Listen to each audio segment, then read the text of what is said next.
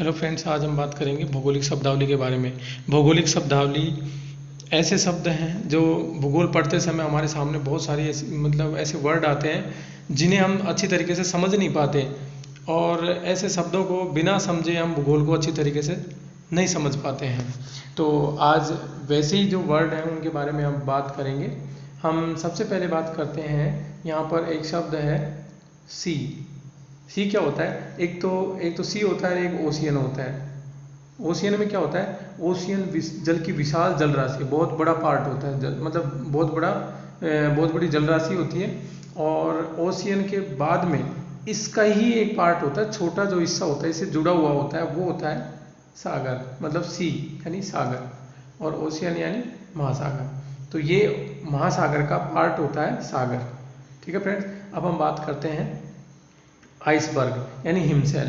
Iceberg का मतलब होता है एक ऐसा हिस्सा जो, जैसे ये बर्फ का पहाड़ है और ये टूट के यहाँ से, और किसी भी कारण टूट कर बिल्कुल पानी में चला जाता है, पानी के अंदर, और ये इससे अलग हो जाता है, इस पार्ट से बिल्कुल अलग हो जाता है, इससे अलग हो जाता है और ऐसे पानी में जाकर तैरने लगता है पानी के अंदर, और उत्प्लावन बल के कारण वो पानी के अंदर तैरता रहता है। और उसका जो 90% हिस्सा है वो समुद्र में तैरता रहता है, और बाकी जो 10% हिस्सा है वो ऊपर है, जल से ऊपर रहता है।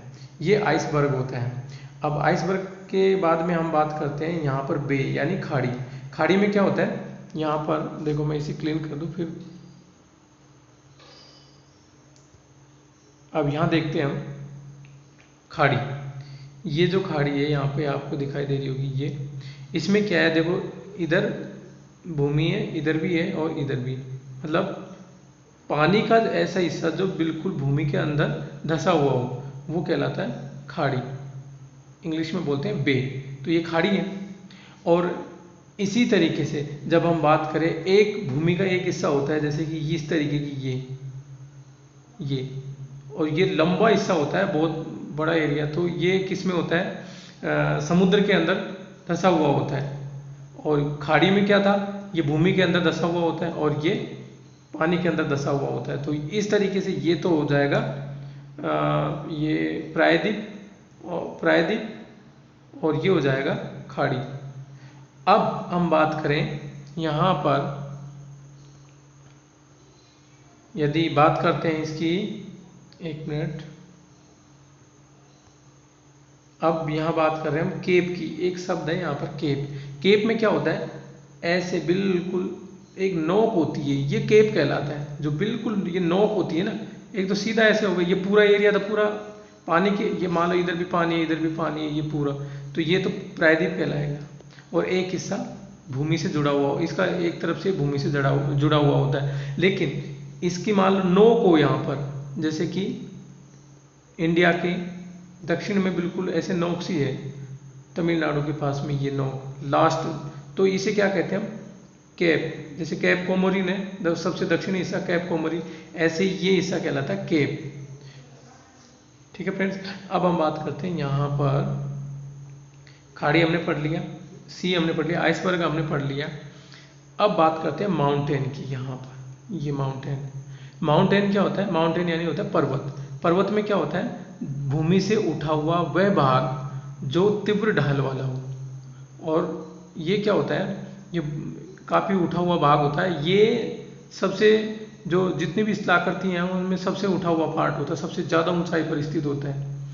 विश्व की सबसे ऊंची चोटियाँ इन्हीं में, जैसे माउंटेन की होती है वो। तो माउंटेन में क्या होता है?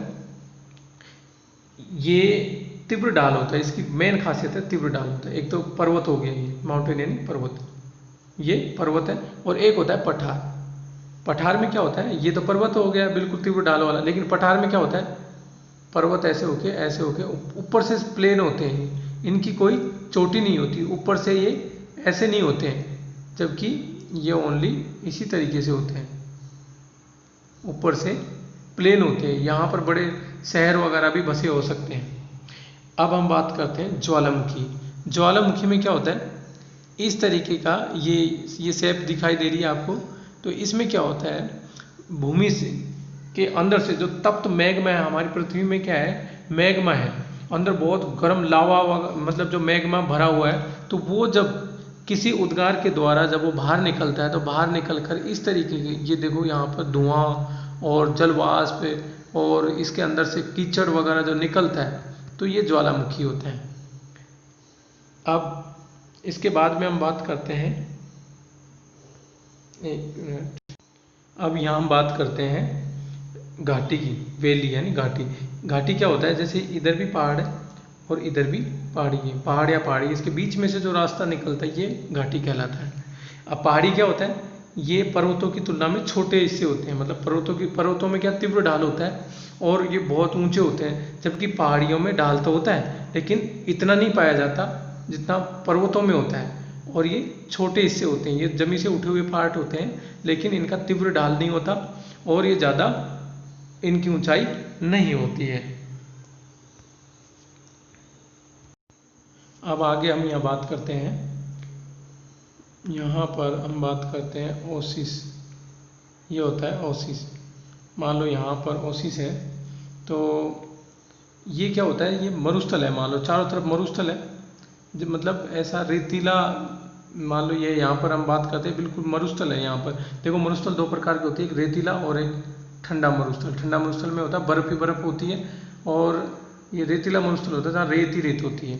तो मान लो कोई ऐसा मरुस्थल है और मरुस्थल के रेतीला मरुस्थल है, उसके चारों तरफ मरुस्थल ही मरुस्थल है, और उस बीच में एक छोटा सा पार्ट है जो उसके बीच में बिल्कुल हरियाली है छोटे से हिस्से में, तो वो जो मरुस्थल है उसमें एक अलग ही शोभायमान होता है, अलग ही उसकी शोभा होती है, मतलब बहुत अच्छा लगता है वो बीच में, तो मरुस्थल के बीच में, तो वो हिस्सा ओसिस कहलाता है। उसको बोलते हैं मरुद्यान। मरु यानी मरुस्थल और उद्यान यानी बगीचा, मतलब मरुस्थल के बीच में जो उद्यान होता है उसे मरुद्यान बोलते हैं। अब इस इमेज में भी हम देख सकते हैं, देखो यहाँ पर ये वैली हो गई घाटी, और ये हो गया मान लो एक नदी है, ये नदी है इस तरीके से, जैसे ग्लेशियर वगैरह से पिघल कर या पहाड़ों से निकल कर जब कोई नदी आती है तो यहाँ जैसे यहाँ पर गिरती है किसी बड़ी जलराशि में, तो ये इसका मुहाना होता है, जहाँ पर आके गिरती है समुद्र में, ये इसका मुहाना होता है। अब हम बात करते हैं प्लेन यानी मैदान। मैदान क्या होता है, नदियों के द्वारा निर्मित जो मिट्टी वगैरह जो लाकर बिछाई जाती है और वो एक उपजाऊ क्षेत्र बन जाता है, जिसमें खेती और वनस्पति मतलब बहुत अच्छी होती है। वो पूरा क्षेत्र जो मिट्टी का जो मैदान बनता है, वो पूरा एरिया प्लेन यानी मैदान कहलाता है। अब हम बात करते हैं झील की। झील क्या होता है, ये बिल्कुल, अब झील में क्या होता है, झील चारों तरफ से भूमि से घिरी हुई होती है, और बीच में ये ऐसे इस तरीके की जो ये शेप दिखाई दे रही है, ये झील होता है। अब हो सकता है इसमें किसी नदी आकर गिर रही हो और फिर यहाँ से नदी आगे निकल के, ऐसा भी हो सकता है। ये झील की आकृति होती है। ये एक इसमें क्या होता है, जैसे तालाब होता है, तालाब में एक तालाब इससे छोटे होते हैं झील से, लेकिन झील इसका बड़ा रूप है, जैसे इसमें कोई नदी भी आकर गिर सकती है, फिर यहाँ से गिरकर नदी आगे निकलती है, तो ये जो जल भरा रहता है ये झील कहलाता है। अब हम बात करते हैं खाड़ी की, तो खाड़ी की हमने पहले भी डिस्कस कर लिया। ये खाड़ी है, देखो जो पानी का जो जमीन के अंदर जो धंसा हुआ पार्ट है वो खाड़ी है। और डेल्टा की बात करते हैं हम, ये है डेल्टा। डेल्टा में क्या होता है, जैसे नदी यहाँ से आई, यहाँ से आती है, मान लो नदी इधर से आ रही है ये नदी, ये, और यहाँ पर ये जो जगह जगह अनेक वितरिकाओं में बढ़ जाती है जब गिरने से पहले, क्योंकि ये इसका ढाल कम हो जाता है समुद्र में गिरने से पहले। तो फिर जैसे ये गिरती है तो वहाँ पर अपने साथ जो पर्वतों से जो मिट्टी और मैदानी क्षेत्रों से जो मिट्टी बहा कर लाती है साथ में ये, तो ये यहाँ पर धीरे धीरे जमा कर देती है, और जमा करने के बाद में ये यहाँ पर ऐसी शेप बन जाती है। यहाँ पर ये जो शेप बनती है, ये छोटी छोटी, ये डेल्टा कहलाता है। अब हम बात करते हैं ट्रिब्यूटरी या सहायक नदी की बात करते हैं। ट्रिब्यूटरी का मतलब होता है सहायक नदी। मान लो कोई मुख्य नदी है, ये मान लो मुख्य नदी है और ये बड़ी नदी है, और ये एक नदी इसमें से आके यहाँ पास में मिल जाती है, इस बड़ी नदी में कोई एक नदी मिल जाती है, छोटी नदी, तो ये इसकी सहायक नदी कहलाती है। और हम बात करते हैं पर्वत श्रृंखला की बात करते हैं, माउंटेन रेंज, पर्वत श्रृंखला या माउंटेन रेंज की बात करते हैं। तो ये क्या होता है, ये बहुत सारे इसमें पहाड़ होते हैं, पहाड़ों की पूरी जो लाइन है, ये बहुत सारे पहाड़ होते हैं इसमें, ये पर्वत श्रृंखला या माउंटेन रेंज कहलाती है। अब हम इस इमेज में हम देखते हैं यहाँ पर ये आइलैंड है, आइलैंड यानी द्वीप। द्वीप में क्या होता है, चारों तरफ एक भूमि का एक छोटा टुकड़ा होता है, मतलब एक तो महासागर होते हैं जिसके चारों तरफ पानी होता है, बहुत जमी का बड़ा टुकड़ा, वो महासागर मतलब सॉरी महासागर नहीं, महाद्वीप होता है। अब और यहाँ पर जब जमी का एक छोटा टुकड़ा होता है जो जिसके चारों तरफ पानी हो, तो वो आइलैंड या द्वीप कहलाता है।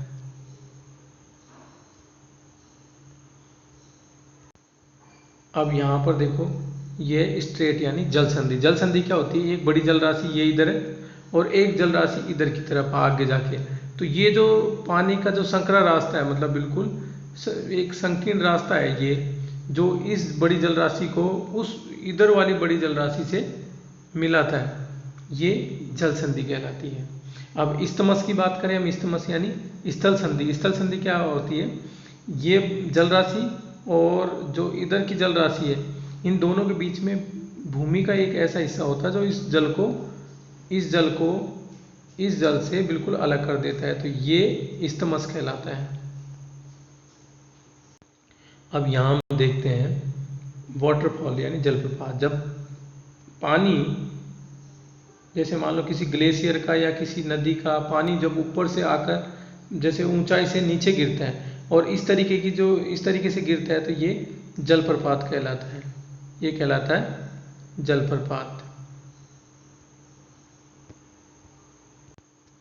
अब हम यहाँ पर देखते हैं यदि लेगून